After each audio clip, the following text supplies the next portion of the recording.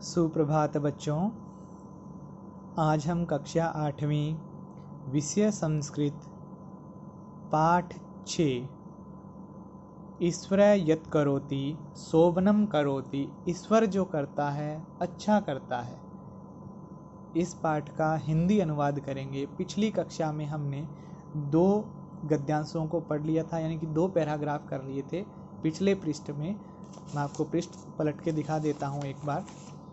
ये जो हमारे 2 पहला यहाँ तक था गद्यांश और दूसरा पैराग्राफ या गद्यांश ये डेडलाइन के करीब है, यानी कि 1 2 3 लाइनें हैं, 4 लाइनें हैं इसमें, ठीक है। 4 लाइनों का एक गद्यांश है और ऊपर वाला ये गद्यांश था, तो इन दोनों को हमने कर लिया। आज हम इसका जो बचा हुआ अभ्यास का हिंदी अनुवाद कार्य है वो करेंगे हम। तो पिछली कक्षा में हमने ये पढ़ा कि 2 मित्र थे, ठीक है, गौरव और क्या था, निखिल।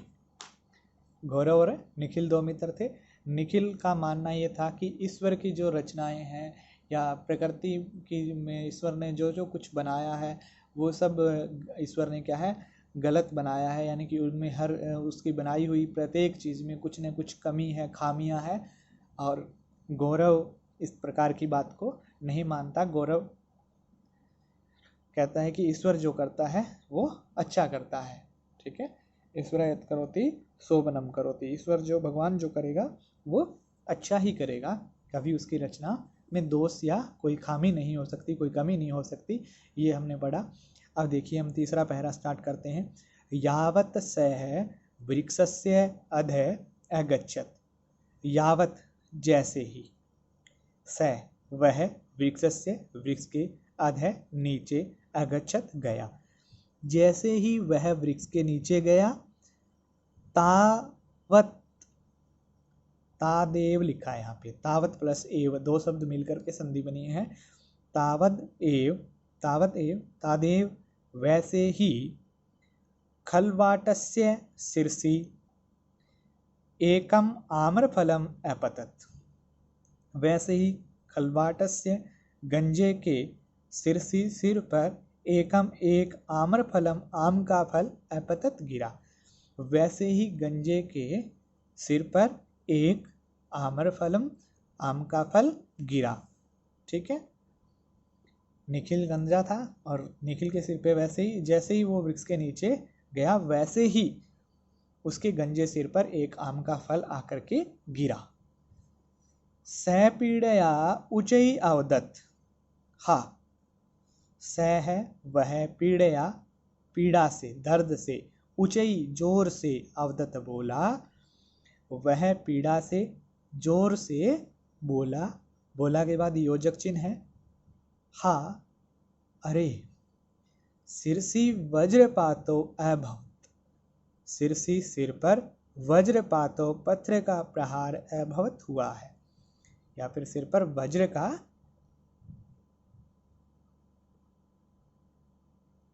पत्थर गिरा है या वार हुआ है। हा, शिरसी वज्रपातो अभवत, सिर पर पत्थर का प्रहार हुआ है। पुनः च तस्य मुखात, दोबारा पुनः च, दोबारा च, और दोबारा तस्य उसके, मुखात मुख से, निसृतम निकलता है, प्रभु प्रभु प्रभु प्रभु, तव रचना तुम्हारी रचना, सर्वथा हमेशा, ठीक है,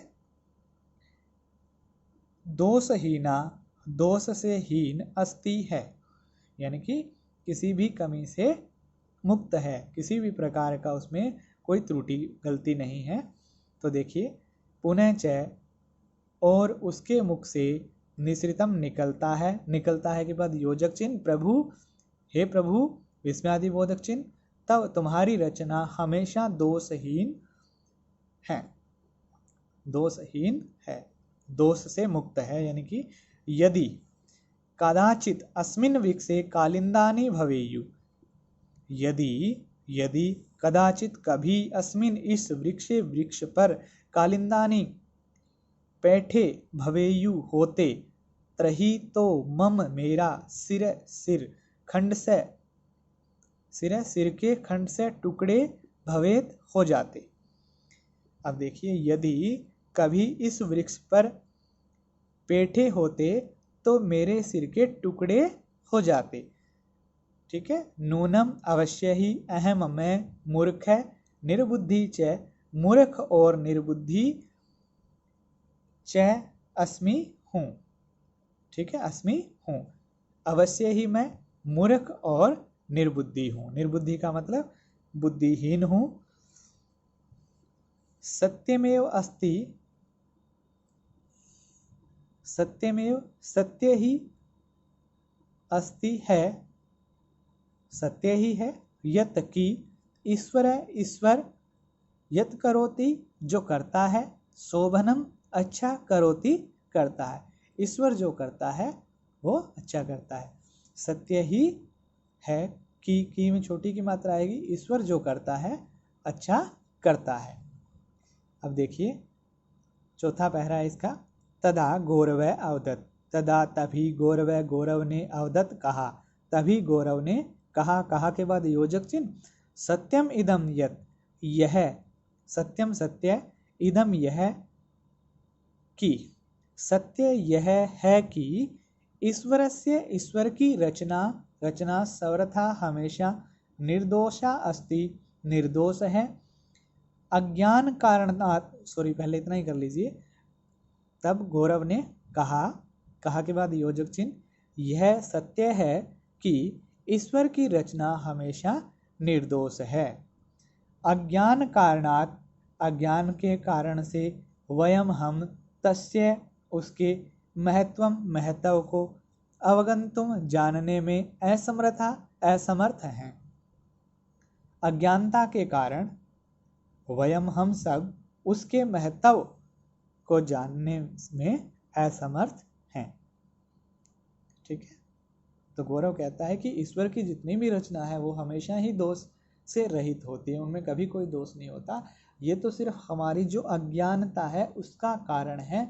उस कारण से हम उसकी जो प्रकृति की उसने चीज़ें बनाई है उसके महत्व को नहीं जान पाते हैं। ठीक है। इसलिए हमें कमी है। ईश्वर की रचना में कोई त्रुटि नहीं है, कोई कमी नहीं है। यानी कि ईश्वर यत् करोति शोभनम करोति, ईश्वर जो करता है अच्छा करता है।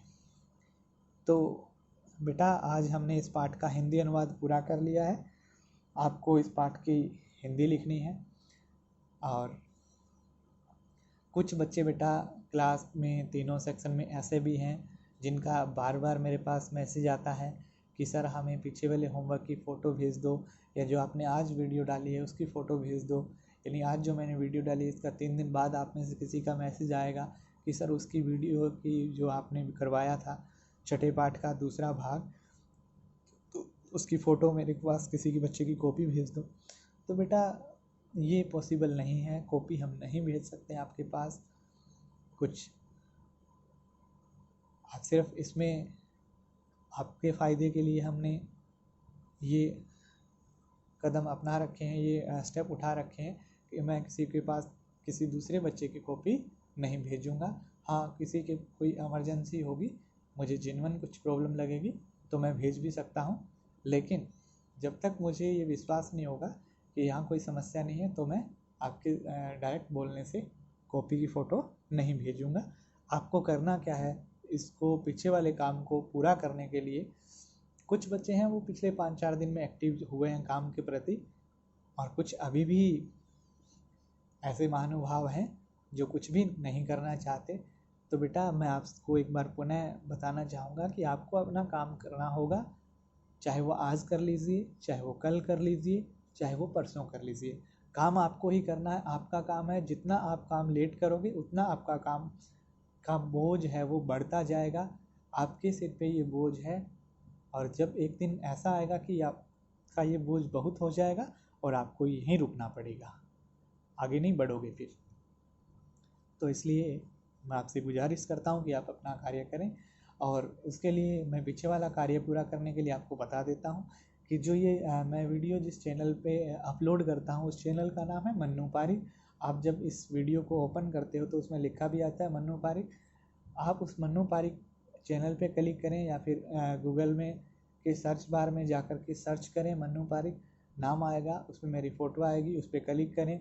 जब आप उस पर क्लिक करोगे तो उसमें एक साइड में ऊपर वाली लाइन में कुछ तीसरा पॉइंट आएगा प्ले लिस्ट के नाम से। जब आप प्ले लिस्ट पे क्लिक करोगे तो आपके सामने 4 प्ले लिस्ट ओपन होंगे। कक्षा छठी हिंदी, कक्षा छठी संस्कृत, कक्षा 7वीं संस्कृत और कक्षा 8वीं संस्कृत। आपका जो प्ले लिस्ट है वो कक्षा 8वीं संस्कृत का प्ले लिस्ट है। आपको उस प्ले लिस्ट में आपकी क्लास के जो पहले दिन से लेकर के आज के दिन तक जितनी भी कक्षाएं लगी है, यानी कि वीक में 2 कक्षा लगती है संस्कृत की, तो कुल मिलाकर के आपकी 25 से 30 वीडियो होंगी जिनकी जो लेंथ है, जो समय अवधि है वो 5 से लेकर के 7 मिनट। अमूमन आप औसत अगर मान के निकालोगे या मान के चलोगे तो 7 मिनट के आसपास की आपको प्रत्येक वीडियो मिलेगी। और आपको क्या करना है, उन वीडियो को देखना है, देख करके काम को समझना है। एक बार में अगर समझ में नहीं आता है तो उस वीडियो को आप दोबारा समझें। फिर भी आपको समझ नहीं आता है तो आप मुझसे संपर्क करें, मेरे पास मैसेज करें, कॉल करें, जब आपका मन करें तभी करें। कोई समय की बाउंडेशन नहीं है। मैं सुबह से लेकर के शाम तक आपके लिए ही हूँ। आपको जब ज़रूरत हो आप उसी समय मेरे पास बेझिझक होकर के, बिना डरे बिना झिझक के फ़ोन करें, पूछें कि सर इसका क्या होगा, तो मैं आपको बताने के लिए उसी समय तत्पर हूँ, तैयार हूँ। तो लेकिन जो आपकी वो आदत है कॉपी वाली, उसको आप अवॉइड करें, उसको छोड़ें, उससे दूर रहें। इसी में आपका भला है। और इसी के साथ आप वहाँ से प्लेलिस्ट से वीडियो देखें।